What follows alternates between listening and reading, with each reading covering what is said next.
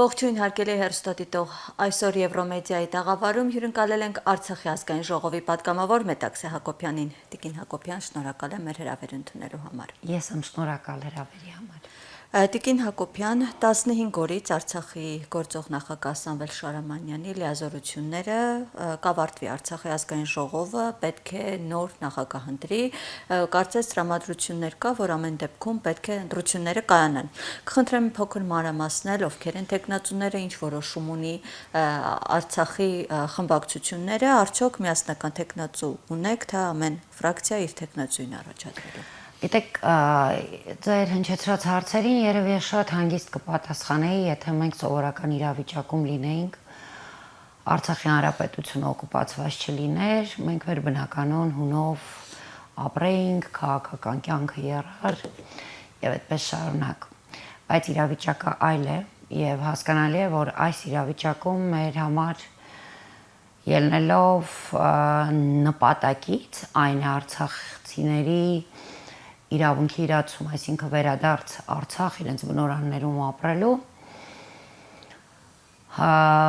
այդ նպատակին հասնելու համար մենք շատ կարևորում ենք ու բազմիցս փաստարկել ենք, փաստերը բերել ենք ինչու,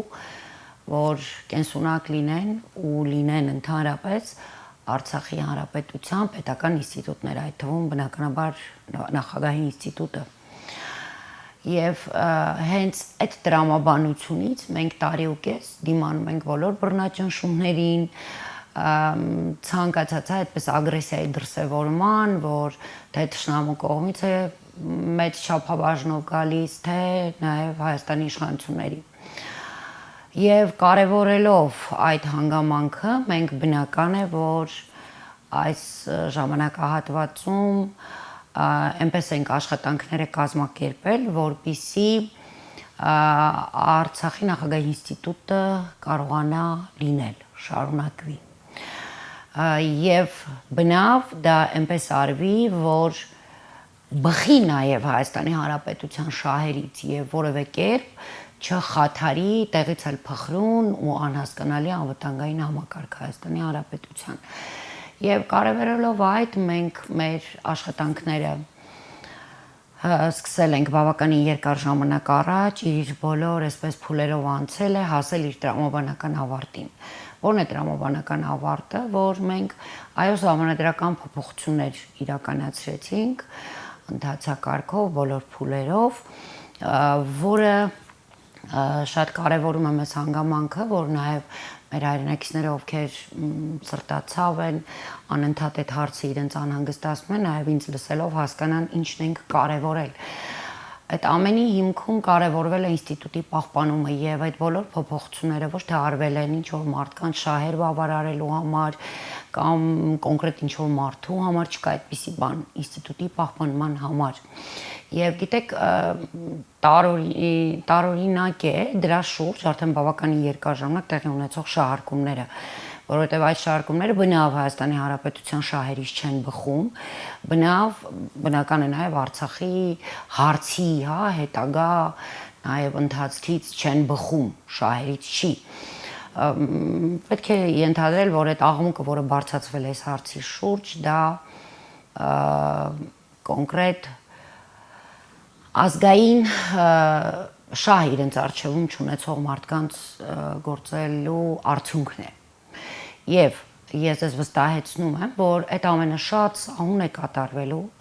շատ նորմալ ընթացքով կատարվելու է եւ ամենակարևոր խնդիրը, որ մեր առաջ դրել ենք Արցախի նախագահի ինստիտուտի պահպանումը, այն պահպանվելու է եւ բնականաբար որևէ մեկին ոչ Հայաստանի Հանրապետությունում է անհանգստացնելու, ոչ էլ որևէ կերպ անվտանգային համակարգի վրա է ազդելու։ Տիկին Հակոբյան, բայց շեշտակեցրեցիք ովքեր են տեխնացուները ու կա միասնական տեխնացու, թե ոչ։ Տեսեք, մենք մեր բոլոր կարգավորումները արել ենք ոչ միայն այն դեպքի համար, որ պարտադիր պիտի ընտրություններ տեղի ունենան, որովհետև մենք հասկանում ենք այն ֆորս մաժորային իրավիճակը, որում մենք ենք գտնվում, այն բոլոր հնարավոր խոչընդոտները, որ կարող են լինել ընդհանրապես։ Հետևաբար այդ բոլորը հաշվարկելով կատարվել են այնպիսի փոփոխություններ, որը տարբեր ելքեր ունի։ Եվ այդ ելքերից մեկը նաև նորից եմ կրկնում ոչ պարտադիր, հա, ավանդական քվեարկությամբ նախագահի ինստիտուտի պահպանումն է։ Այսինքն ազգային ժողովն նիստ չի հրավիրելու։ Պետք է նիստ հրավիրվի։ Պարտադիր չէ։ Տեսեք, ես ոչ թե հիմա ուզում եմ ինչ-որ բան թաքցնել, բնականաբար նման միտք չկա։ Պարզապես չեմ ուզում սրել այն տեղից էլ ոչ ճիշտ ուղղությամբ գնացող, հա, էմոցիաները եւ ոչ մեր շահը սպասարկող էմոցիաները։ Մեր շահը ասելիս ես նկատի ունեմ Արցախի եւ Հայաստանի շահը, որովհետեւ մենք վերջին ժամանակներում տարբեր այսպես միջոցառումներ ենք, հա, ճակերտավոր այսպես տեսնում Արցախի ներկայացության շուրջ տեղի ունեցող։ Տեսեք, ըստ ընթացակարգի, եթե մենք լինեինք նորմալ պայմաններում, հիմա եւս կա նաեւ այդ տարբերակը։ Իհարկե, հիմա էլ բացառված չէ, յուրաքանչյուր խմբակցություն իրավունք ունի ներկայացնել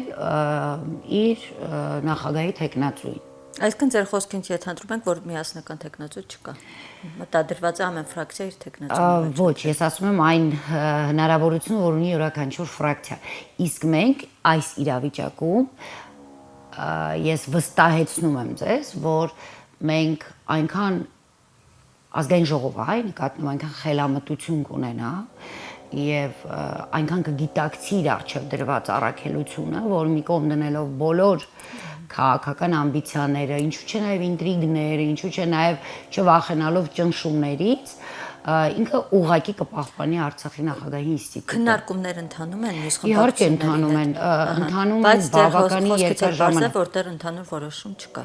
Ընդհանուր որոշումը, նորից եմ կրկնում, այն է, եւ ես դա ձեզ հավաստիացնում եմ, տեղի է ունենալու Արցախի ինստիտուտի նախագահի ինստիտուտի պահպանումն է։ Եթե ձեզ հետաքրքիր են անձինք կոնկրետ եւ ես ասեմ այդ անհանգստությունը հասկանում եմ նաեւ, որովհետեւ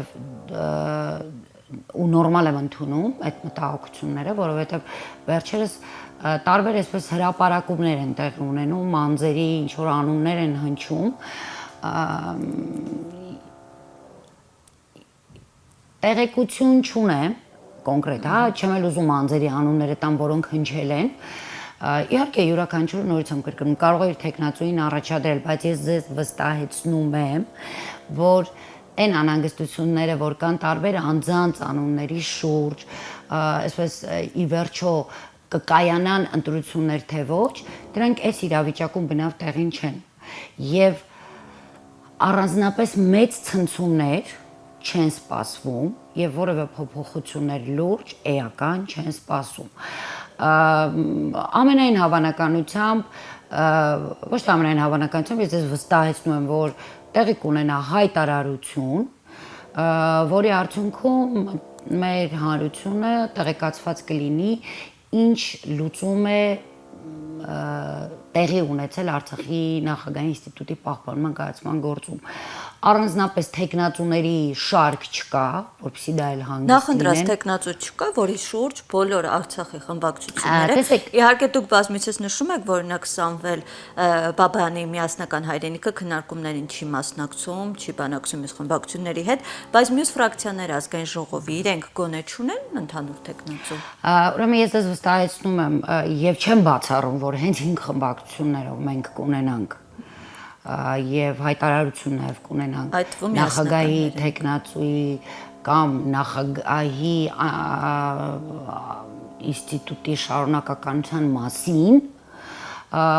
եթե ոչ, ապա առնվազն, հա, 4 խմբակցություն հաստատ ունենալ է, բայց ես վստահեցնում եմ, որ սա լինելու է ազգային ժողովի որոշումը, որովհետեւ նորից եմ կրկնում, անկախ քաղաքական ամբիցիաներից, մեզնից յուրաքանչյուրը ես կարծում եմ շատ լավ պատկերացնում է, որ հակառակ ուղղությամբ աշխատանքը, որը հնարավոր չէ թաքուն կատարել,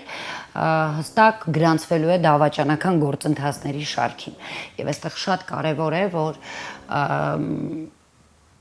ոչ թե չեմ ուզում այդ կեղծ բառը, հա, անընդհատ միասնականություն խոսել այդ մասին, երևի թե քաղաքական խելամտություն, այսպես ձևակերպեմ, յուրաքանչյուրը կունենա եւ հստակ մենք կարևորագույն մեր առաքելությունը այս հարցում կկատարենք։ Եթե նորից եմ կրկնում, հանրությանը հետաքրքրում են անձերը, Դե բնականաբար հանրությունը ինքնին բոլորին էլ ինձ թվում է հետաքրքիր ով է լինելու նախագահը։ Առ այսօր որևէ տեխնացուի գրանցում տեղի չի ունեցել։ Ես կարծում եմ դրանով արդեն բոլոր հարցերի հիմնական պատասխանը հնչեց։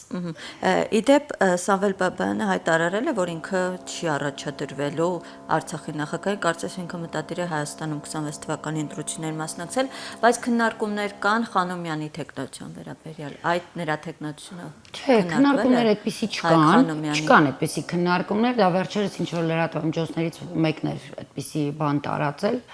բայց ամեն դեպքում ազգային ժողովի մակարդակում նման քննարկումներ չկան,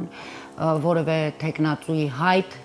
որևէ խմբակցություն չի ներկայացրել։ Տիկին Հակոբյան, հաշվի առնելով, որ Հայաստանի իշխանությունները ու հենց Նիկոլ Փաշինյանը բազմիցս հայտարարել են, որ գոյություն ունի Հայաստանում երկու պետություն, չի կարող լինել, գոյություն ունի միայն մեկ իշխանություն, որը հենց հրապարակում է, եւ Արցախի ղեկավարության այստեղ գոյությունը, գործունեությունը վտանգ է Հայաստանի Հանրապետության համար։ Այս հայտարարությունները հաշվի առնելով նախագահի ընտրությունը, այս փոփոխությունները, ինչ հետևանք կարող են ունենալ, չեք կարծում, որ հնարավոր է նաև սրեն,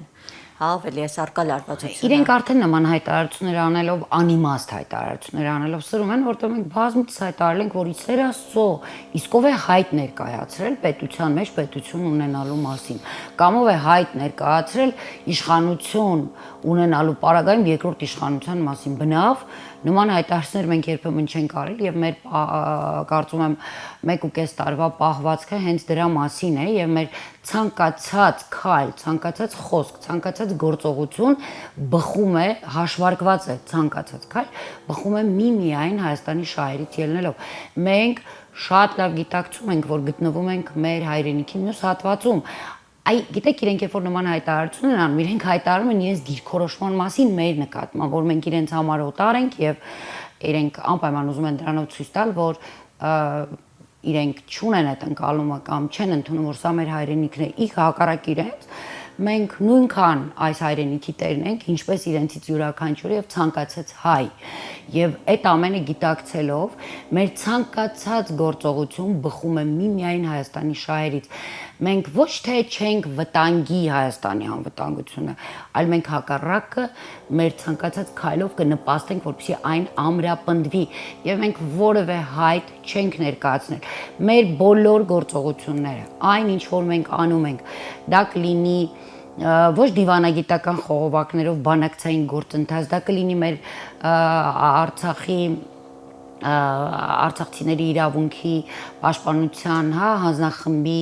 այդ աշխատանքները, որը իրականում համակարգում է Արցախի Հանրապետության ազգային ժողովը, այդ ամենը ամեն բան արվում է զուտ մեր իրավունքների տրամաբանությունից ելնելով, այսինքն արցախցիների Արցախ վերադառնալու իրավունքը ապահովելու համար։ Մենք այլ գործառույթ չենք իրականացնում Բայց Հայաստանի իշխանությունները, որոնք այս իրավիճակում իրենք են,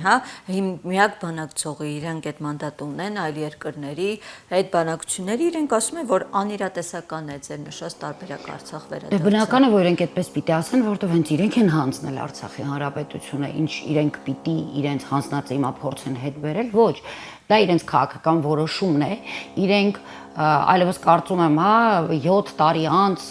պետք չի գուշակել, այլ վստահաբար կարող ենք ասել եւ իրենց պահվածքը թույլ է տալիս, որ հենց այդպես ասենք, որ իրենք իշխանություն իրականում զավթեցին Հայաստանում պայմանավորվածություն ունենալու կամ նպատակ ունենալով Արցախը ընդհանրապես հայաթափելու ավելի դաժան, քան երևի թե հանձնում այս բառը երևի ավելի դաժան ձևով է բնութագրում են ինչ որ իրենք արեցին։ Այսինքն այս մարդկանցից սпасել եւ ի վերջո եկեք նայենք, վերջին ժամանակներում որևէ մեկը տեսնում է բանակցային գործընթաց, ընդհանրապես իրենք կան որևէ բանակցային գործընթացում Հայաստանի խնդիրների ու հարցերի շուրջ, որ ելուր մնաց խոսեն նաև Արցախի մասին։ Իհարկե իրենց համար անիրատեսական է, բայց այն բոլոր գործընթացները, որ մենք 1.5 տարվա ընթացքում կատարել ենք, շատ դեպքերում արել ենք դա ոչ հանրային, հենց իրենց հիստերիայից խուսափելու, թշնամու թիրախավորումից խուսափելու համար, ես ես վստահեցնում եմ, որ միջազգային հանրության համար արցախցիների իրավունքի հարցը այսօր տաք է, այսօր կա եւ հերիք է, որ Հայաստանում լինեն իշխանություններ, որոնք պատրաստ են բանակցային ընդհանրապես գործընթացում լինել, իսկ այդ բանակցային գործընթացում ունենալ արցախցիների իրավունքի հարցը օրակարգում, այդ օրակարգը տեղի է ունենալու, այսինքն բանակցային գործընթացում դա լինելու է։ Դա հենց միջազգային հանրության դիրքորոշումն է։ Հետևաբար այս անձինք կամ ավելի շուտ մեկ անձ Հայաստանում, որը իրեն կոչում է Հայաստանի Հանրապետության վարչապետ եւ ցավոք հենց ինքը Հայաստանի Հանրապետության վարչապետն է, դա իր անձնական որոշումն է, դա իր անձնական տեսլականն է չունենալ Արցախ, չտեսնել Արցախ, ընդհանրապես չլսել արցախցիների մասին։ Եվ վերջում Տիկին Հակոբյան, Վարդան Օսկանյանի գլխավորությամբ բանագնացների խումբ էր կազմվել, որը տարբեր ատյանների հետ, կառույցների հետ բանակցություններ էր վարում հենց այս նույն օրակարգով արցախցիների վերադարձի։ Խնդրեմ նաև կարճ ներկայացնել, թե ինչ արդյունքներ կան ու ինչ փուլում է այս խումբը։ Ես կարծում եմ, որ ամենամեծ արդյունքը, որ մենք գրանցեցինք, դա մարտին տեղի ունեցած Շվեյցարիայի խորհրդանում տեղի ունեցածն էր, դա բացառիկ էր այնքանով, որ երբ թե Շվեյցարիան միակ երկիրն էր, որտեղ ընդհանրապես հայկական հարց չէր քննարկվել, միայն 2003 թվականին Ստորին պալատը ընդունել էր, բանաձևը ցեղասպանությունը ճանաչելու վերաբերյալ, բայց վերին պալատը մերժել էր, այնուհետև ընթացք չէր ունեցել։ Դա միակ անգամն է եղել, մեկ անգամ, որ ընդհանրապես հայկական հարցի շուրջ քննարկում է տեղի ունեցել։ Սա բացառիկ էր այնքանով, որ Ստորին պալատը այո ընդունեց եւ այնուհետեւ պիտի քվեարկությունը տեղի ունենար վերին պալատում։ Այդ ընթացքում այդ ժամանակահատվածում ինչ ընթացակարգով վերին պալատը կքննարկեր, ասում ես, որ շատ ուժեղ ճնշումների էր ենթարկում Շվեյցարիայի կառավարությունը, խորհրդարանը, բայց ի պատիվ իրենք չգնացին ի հեճուկս թշնամու, մեր թշնամու չտրվեցին այդ ճնշումներին եւ ձայների մեծամասնությամբ ընդունվեց բանաձևը, որը ընդունում է, որ այո պետք է տեղի ունենա բանակցային գործընթաց, որտեղ նաև բանակցային կողմ պետք է լինեն բնականաբար արցախցիները եւ այդ իրավունքը որևէ կերպ զիջելի չէ, այսինքն ընդունում են, որ այո արցախցիները պիտի վերադառնան եւ իրենց բնորաններում ապրեն համապատասխան երաշխիքների ներքո, որը իհարկե պիտի քննարկվի արդեն բանակցային գործընթացի ժամանակ։ Ես ես ասեմ, որ սա փայլուն ցուցադրությունն էր, երբ աշխատում են Հայաստանի մեր հայրենակիցները, արցախցիները, Սփյուռքը եւ Վարդան Օսկանյանի գլխավորած հանձնախումբը, ասեմ, որ շատ մեծ դերակատարություն ուներ այս հարցի լուծման, ընդհանրապես բարձրաձայնման մեջ հենց Շվեյցարիայի մեր հայ համայնքը, բավականին իրենք մեծ ու անգնահատել էր իրենց արած աշխատանքը եւ ես դες ասեմ, որ նման աշխատանք տարվում է տարբեր երկրների կառավարությունների հետ եւ բոլոր հիմնականում այն երկրներում, որտեղ արդեն հասցրել է այդպիսի բանակցային գործընթաց տեղի ունենալ, մենք արդեն ունենք միտեղ փոքր, միտեղ մի քիչ ավելի շատ, բայց հաջողություններ ունենք ու կարևորը մենք արձանագրում ենք մի փաստ, որ չկա որևէ երկիր, որը հերքում է մեր իրավունքը ապրել մեր հայրենիքում, մեր բնորանում եւ սա վառ ապացույցն է, որ այս իշխանությունները, դուք պատկերացրեք, որ այս ամբողջ գործընթացը, որը մենք իրականացրել ենք, դա առանց իշխանությունների է։ Հիմա դուք պատկերացրեք, եթե դրան լծվեն իշխանությունները, մենք արդեն իսկ դրա արդյունքները շոշափելից գալու էինք։ Եվ սա ցուցադրությունն է, որ այս իշխանությունները ինչ անում են հակառակը ի վնաս թե Հայաստանի, թե Արցախի, թե ընդհանրապես ողջ հայության, եւ այս իշխանությունները ինչի մասին որ խոսում են այդքան վստահաբար հիմնականում ստում են եւ իրենց նպատակը ու ըստ էության ժողովրդի նպատակը նույնը չեն։ Շնորհակալ եմ Տիկին Հակոբյան։ Ես եմ շնորհակալ։ Շնորհակալ եմ հարգելի հեռուստադիտող մեզ հետևելու համար, կհանդիպենք։